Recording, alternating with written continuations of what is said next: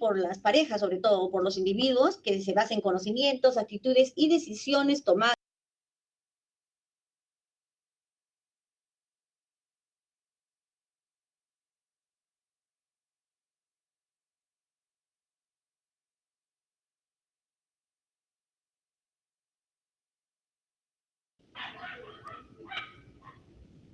¿Ven la presentación?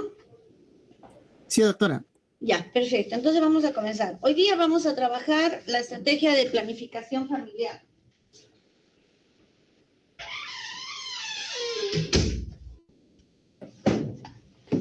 Ya cerré la puerta.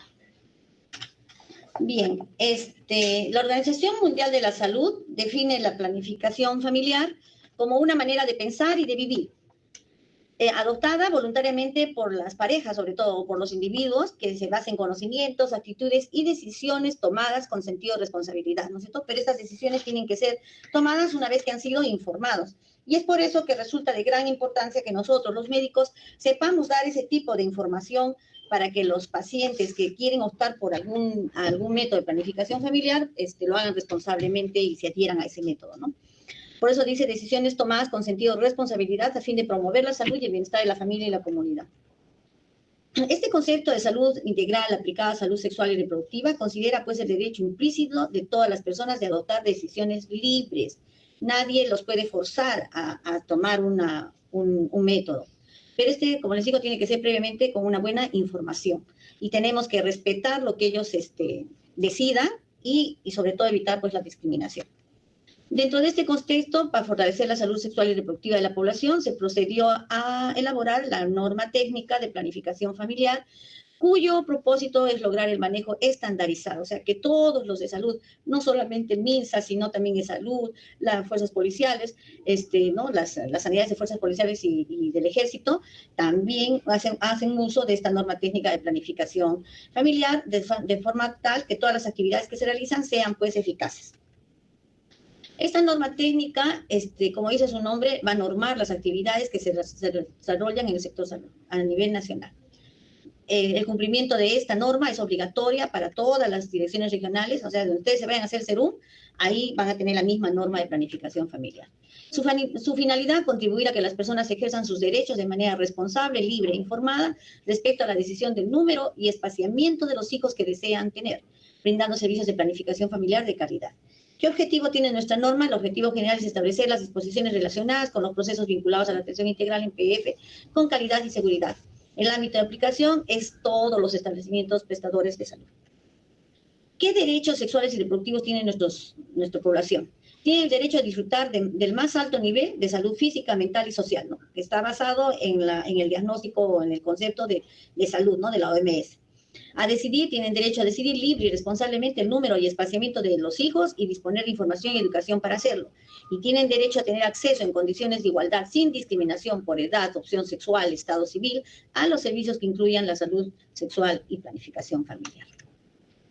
Tienen derecho a tener acceso a una amplia gama de métodos anticonceptivos, ¿no? De una forma libre y voluntaria, tener acceso a los servicios de calidad en salud reproductiva, tienen derecho a que las instituciones de salud velen porque se cumplan estos principios y tienen derecho a ser atendidos en salud reproductiva sin ningún tipo de coacción. Entonces, también tienen algunos derechos que tenemos que tener en cuenta. Y este derecho que es importante es la privacidad, ¿no? Entonces, esto es algo que no se puede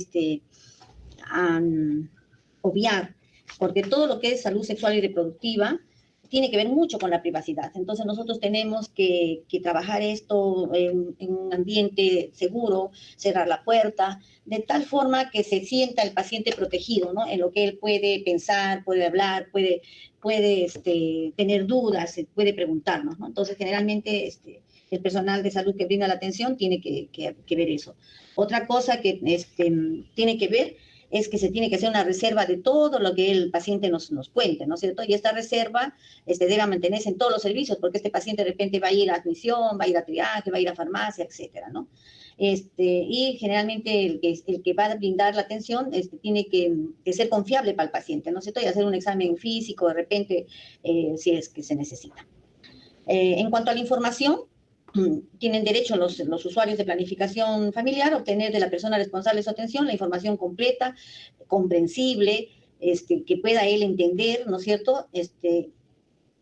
A veces, si es posible, si es que les toca en la sierra y ustedes no hablan el idioma, de repente la paciente es aymara, quechua, de repente optar por preguntar a una enfermera, a algún personal de salud, si ellos hablan el idioma del paciente para que pueda informarse, obtener información a esta paciente, ¿no? Sobre todo cuando ustedes se vayan a hacer un... después también podemos optar por dar información de repente con figuras, si es que nosotros no hablamos el mismo idioma que el paciente y los pacientes entienden. Los pacientes deben tener pues una información completa sobre las características de todos los... de todo lo que nosotros podemos brindarles, ¿no? De métodos de planificación, de complicaciones que pueden existir, de infecciones que pueden darse, la falla del método, las contraindicaciones del método, en todo eso. Y es más, esta información también tenemos que exponérselas hasta por escrito. Después también tienen derecho a la identidad de las personas proveedoras de servicio. Quiere decir que quien va a brindar esta atención debe presentarse, identificarse con el paciente. También, en cuanto a la seguridad personal, los usuarios de los servicios de planificación familiar tienen derecho a recibir una atención segura, ¿no es cierto?, sin que se les ponga a riesgos innecesarios, ¿no? Porque de repente vamos a utilizar algunos instrumentos que tienen que estar bien esterilizados. Entonces, también tienen derecho a la comunicación verbal o escrita, ¿no?, del personal de salud que está brindándoles. Tienen derecho a tomar decisiones relacionadas con su atención de salud. En el ejercicio de este derecho, estos pacientes tienen que estar bien informados. Entonces, para eso tenemos que darles una explicación clara, concisa de lo que se va a hacer. Si vamos a hacer procedimientos, mucho más. No puede ser sometido a un procedimiento si es que no quiere. Y se le tiene que hacer firmar también el consentimiento informado. Entonces, todas esas cosas tenemos que tener presente. También el paciente puede rehusarse a recibir el tratamiento, ¿no? En muchos casos tienen alguna religión que les prohíbe y en ese caso podríamos trabajar con ellos de repente otro tipo de métodos, ¿no?, naturales. Tienen derecho al respeto y dignidad, porque debemos siempre tratar, como yo siempre digo, debemos ser empáticos, ¿no? El paciente tiene derecho a recibir un trato respetuoso, que se reserven sus creencias, sus valores, sus conocimientos, sus actividades, su cultura. Y también tienen derecho a reclamar si es que han sido maltratados, a expresar su disconformidad y hasta quejarse de repente en el libro de quejas o en el buzón de quejas y sugerencias. Entonces, todo eso tenemos que prever siempre, ¿no? Entonces, también los usuarios tienen los usuarios también tienen responsabilidades. Una responsabilidad que nos brinden de acuerdo a su posibilidad y conocimientos e información sobre sus antecedentes de salud, ¿no es cierto? O sea, tienen que ser también sinceros con nosotros. De repente hemos usado métodos que ya les ha caído mal y nosotros volvemos a recetarles eso. Entonces, eso es responsabilidad de los usuarios también brindarnos una información buena, ¿no? Y cumplir pues con todas las recomendaciones e indicaciones que el profesional le dé. Entonces, eso es importante que nosotros tengamos siempre en cuenta, por favor. Después, las disposiciones generales para la atención y planificación familiar asegura pues la libre elección del paciente, la decisión en base a la información, está prohibido que se les discrimine, tenemos que hacer una especial atención a los pacientes que no leen o que tienen otro idioma. No podemos persuadirlos de aceptar algo si no están de acuerdo y por supuesto no inducirlos a aceptar algún método si no lo desean. Ninguna autoridad dispondrá de metas obligatorias en los establecimientos. A veces, pues, nos falta, estamos mal, nos faltan condones, y agarran y comienzan a repartir condones como caramelos. Eso está mal. El aborto no es considerado un método de planificación familiar. Los métodos son totalmente gratuitos. La incapacidad mental, siempre se tiene que trabajar con un tutor. Entonces, al tutor es el que tiene que aceptar que le usemos un método anticonceptivo. Las AQVs en incapacitados se deciden en una junta médica, o sea, no es que de repente vemos loquitas en la calle, todo, y las cogemos y les hacemos una AQV. No, tiene que decidirse en una junta médica. Se puede solicitar métodos anticonceptivos a adolescentes que lo soliciten y se debe respetar cualquier efecto atribuido y comprobado por el uso de los métodos. ¿Qué líneas de acción tenemos? La difusión de planificación familiar, que es lo que trabajamos en promoción, atención integral en salud reproductiva, sexual y reproductiva, el suministro de los medicamentos e insumos anticonceptivos, tenemos que hacer seguimiento a los pacientes porque pueden no venir a recibir su anticonceptivo y, por supuesto, la información y estadística en planificación familiar.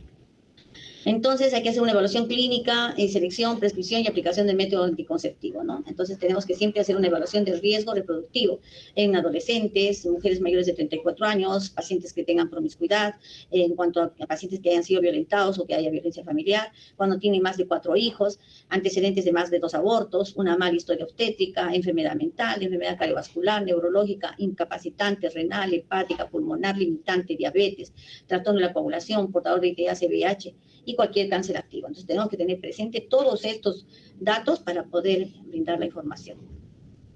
Entonces hacemos consejería de orientación, hacemos anamnesis, identificación de lactancia, historia sobre ITS, la toma de presión arterial, examen clínico general, examen de mamas, examen de abdomen, examen pélvico, detección de cáncer de cervix, detección de ITS mediante pruebas de laboratorios y las pruebas de rutina de colesterol, glucosa y pruebas de función. Entonces, esta evaluación siempre hacemos a todas nuestras usuarias. Y luego podemos tener la selección de métodos temporales, como es el método de abstinencia, donde tenemos Billings o el moco cervical, el ritmo de la regla o el método de los días fijos del collar. Tenemos después los métodos de barrera, como los preservativos, los hormonales combinados, que son las píldoras, los hormonales solo de prostégeno, que es el inyectable de 3 meses, y los dispositivos intrauterinos. O sea, todos estos son nuestros métodos que tenemos de planificación familiar.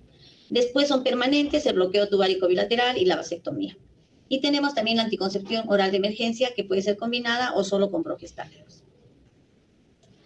Entonces vamos a prescribir el método de anticonceptivo, nosotros siempre viendo las características, informando sobre las características del método, siempre es bueno. Luego también tenemos que ver y hablarle sobre la efectividad de este método. Luego tenemos que decirle cuánto va a durar el método, cada cuánto tiempo tiene que venir este señor o esta señorita a recibir su método, cómo va a ser la protección anticonceptiva, qué efectos colaterales puede tener este método y vamos a indicar su uso. Entonces aquí están nuestros métodos.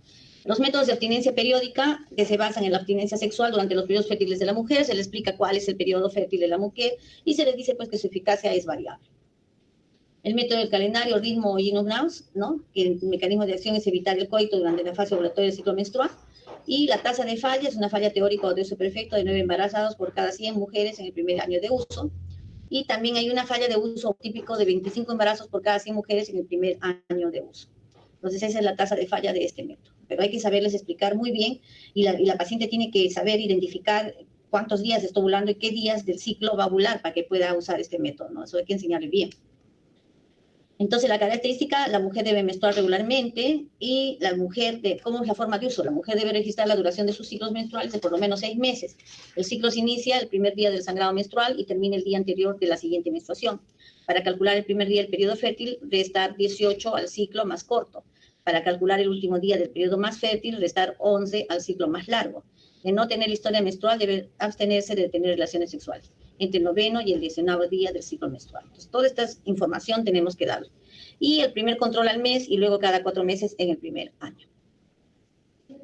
El método de ovulación, el mecanismo de acción es evitar el coito durante la fase ovulatoria también, y tiene también su tasa de falla, ¿no? El teórico de 3 embarazadas por cada 100 mujeres y el típico de 25 embarazadas cada 100 mujeres el primer año de su uso.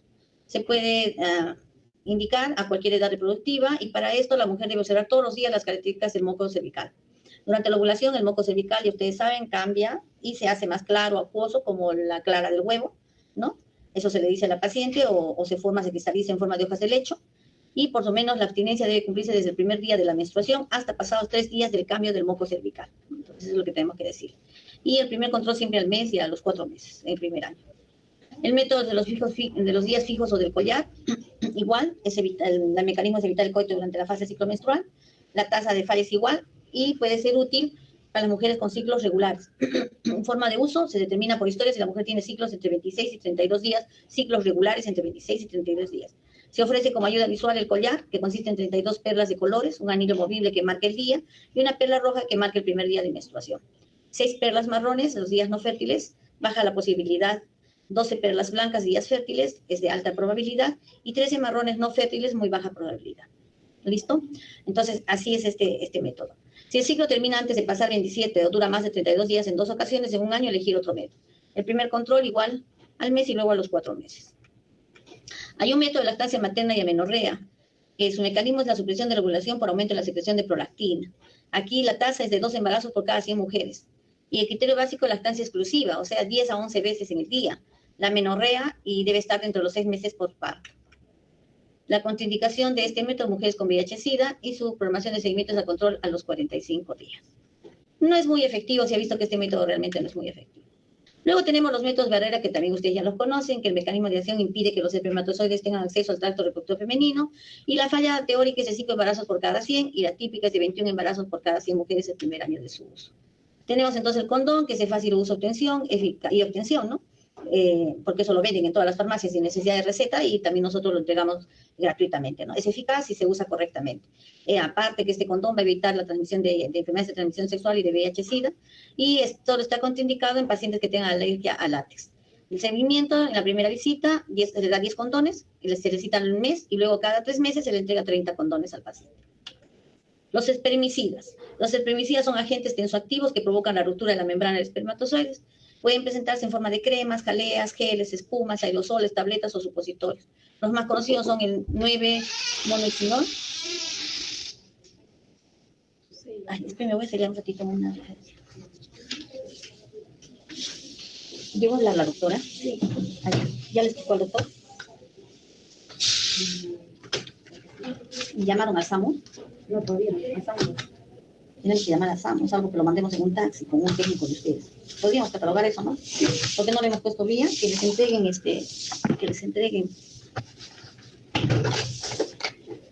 que te entreguen movilidad. Ajá.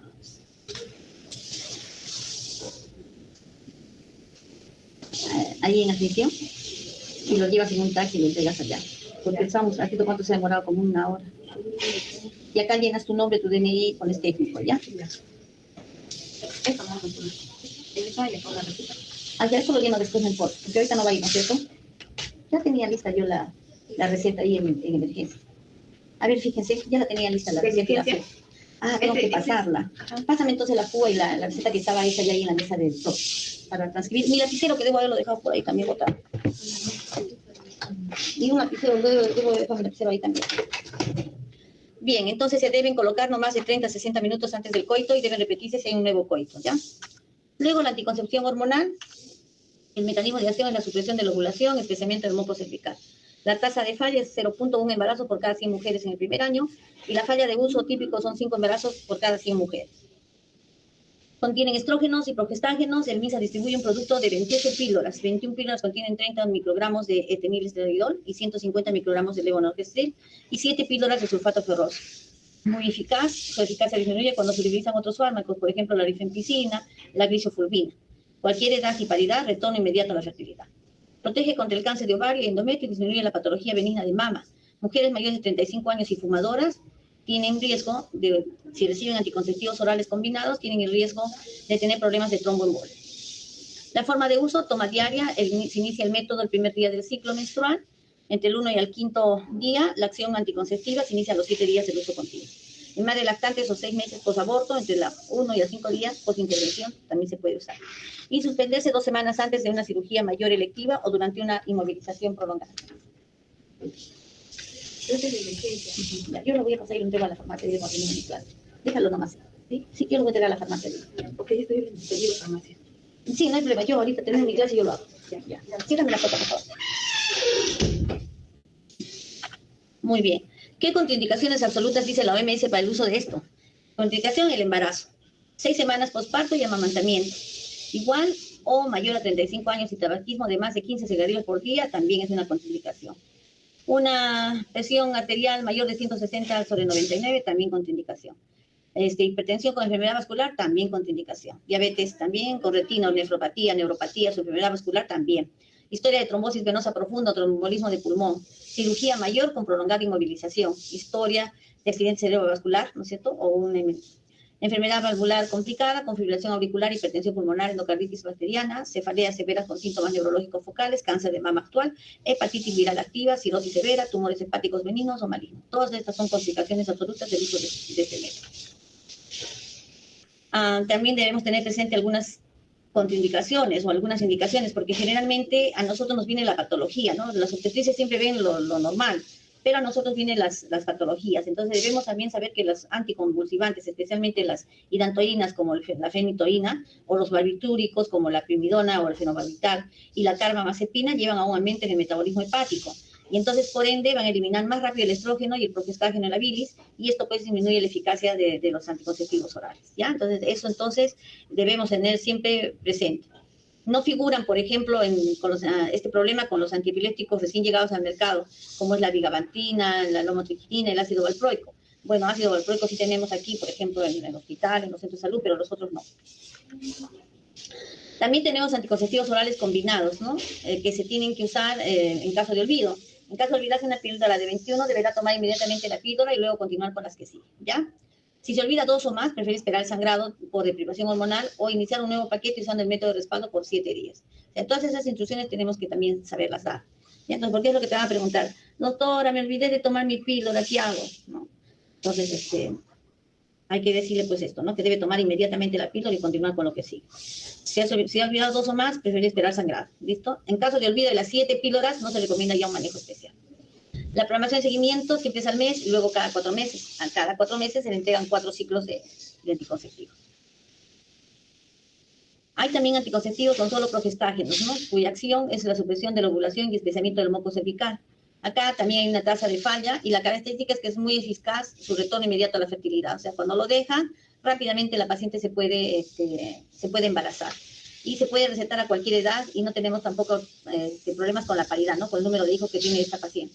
Y protege también contra el cáncer de endometrio. Es el único método anticonceptivo hormonal que puede indicarse durante la lactancia y debe iniciarse luego del parto, preferentemente en las 3 primeras semanas, sobre todo si la lactancia no es exclusiva. Entonces, ¿cómo se usa? Entre el primer al quinto día del ciclo. La eficacia de las 24 horas de inicio de la toma debe tomarse diariamente sin interrupción y a la misma hora. Si la píldora se toma 3 horas más tarde que la del día anterior, se debe usar otro más asociado como un preservativo durante las 48 horas siguientes. O sea, siempre ahí tenemos que asociar un preservativo. ¿Qué contraindicaciones tiene? La mujer embarazada, el sangrado genital, anormal, el cáncer de mama o antecedentes de cáncer de mama familiar. Mujeres con tratamiento de rifampicina o anticonvulsivantes y el primer control siempre al mes y cada año. Tenemos también esterilización prolongada, ¿no? Que son utilizados por muchas mujeres en los países subdesarrollados porque son baratos, fáciles de administrar y efectivos. El principal problema es que producen gran ganancia de peso, alteran el metabolismo glucídico y lipídico, provocan frecuentes molestias en la mama, depresión y sobre todo irregularidades menstruales, ¿no? Los inyectables. Estos inyectables pueden ser de solo progestágeno, que van a suprimir la ovulación, estresar el moco cervical, reducen entonces el transporte de los óvulos hacia las trompas de Falopio y hay cambios en el endometrio, ¿no?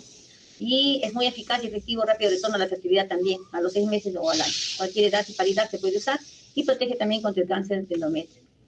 Este inyectable de solo progestágeno es vía intramuscular glútea o deltoidea cada 3 meses, entre el primer al quinto día del ciclo o después del posparto. Se vuelve eficazmente. Se puede aplicar 2 semanas antes o 2 semanas después del caso que esté olvidado. La contraindicación, si la mujer está embarazada, si hay sangrado genital anormal, cáncer de mama o antecedente de hepatopatía activa. Y el seguimiento es cada 3 meses. Este inyectable se pone cada 3 meses.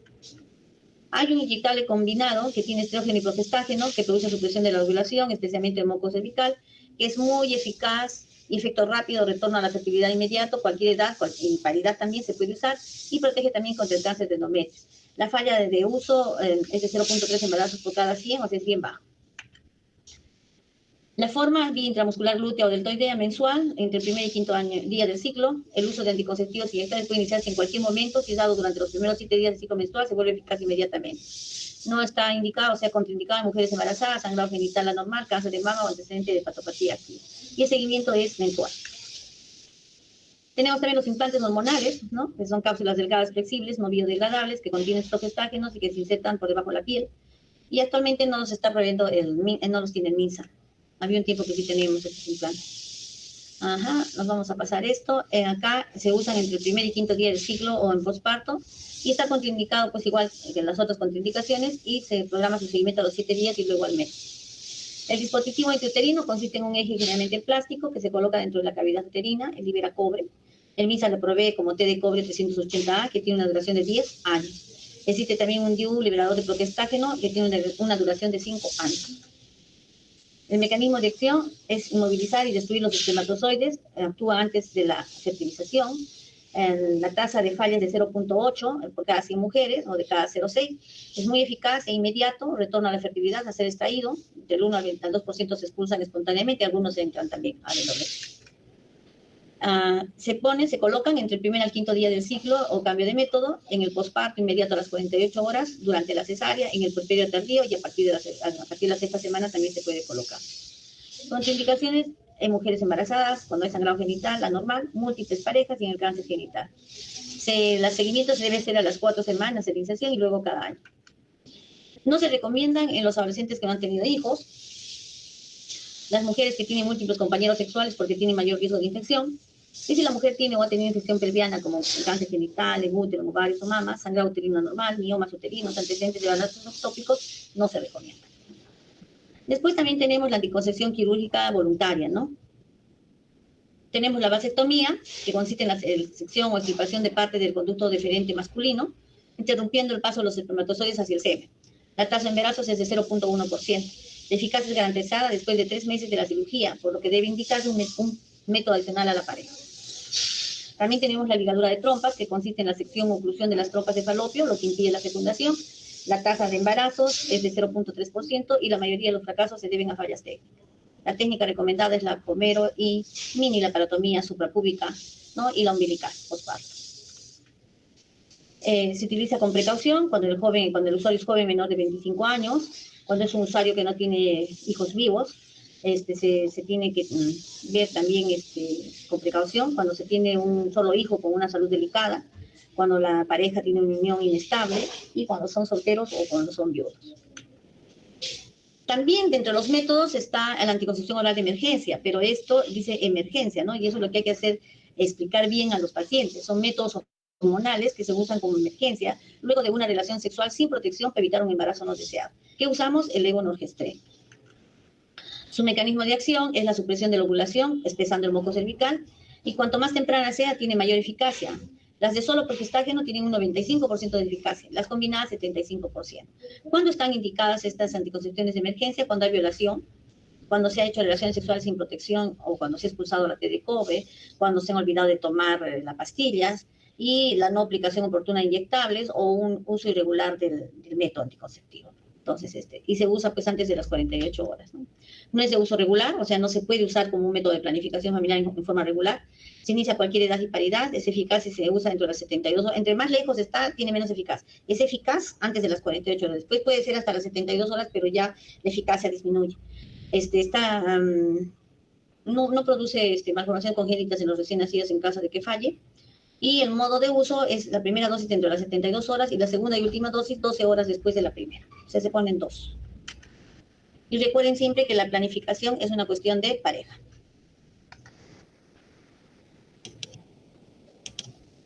Vamos a dejar de compartir. Bien, chicos, ¿alguna pregunta? Muy bien, hemos sido entonces 43 alumnos. Estoy de guardia, como ven, y me están acá fastidiando porque hay emergencias, por eso no he podido hacerles la clase teórica vía virtual, pero voy a enviar hoy día la clase y voy a enviar también la práctica para que ustedes la tengan el día viernes. Entonces, si no hay más, chicos, nos estamos comunicando, nos estamos viendo. Hasta luego. Mándame, por favor, Giovanna, la asistencia. El Salvador en el marco de los derechos humanos con enfoque de género e intercultural. Gracias. Bueno, los objetivos específicos, ¿no? Procedimientos técnicos administrativos basados en evidencia científica, que permiten una atención de calidad integral durante la preparación para el embarazo, la atención prenatal, reenfocada, la atención del parto y la atención del parto, pero dando una atención prenatal reenfocada, ¿no? Están dando una calidad adicional. Fortalecer los procesos de gestión que conllevan a fortalecer los servicios de salud que van a prestar esta atención, ¿no? Y fortalecer la organización y funciones de los establecimientos que tienen la atención integral, sobre todo con el enfoque materno prenatal como uno de los grupos prioritarios debido a la connotación social que tiene cualquier problema que ocurre en este grupo. Así. El ámbito de aplicación, como toda norma técnica emanada por el Ministerio de Salud, debe ser cumplida por todos los establecimientos de salud públicos o privados a nivel nacional. Sin embargo, muchas veces esas normas técnicas son cumplidas de esta forma, ¿no? Se tienen algunas normas en algunos subsectores que no dan cabida a eso, o simplemente no participan en la formación de la misma y por la norma. Gobiernos regionales, locales, de salud, Secretaría de Fuerzas Armadas, Policía Nacional, privados a nivel nacional. Así es. Hay disposiciones generales en relación a los entes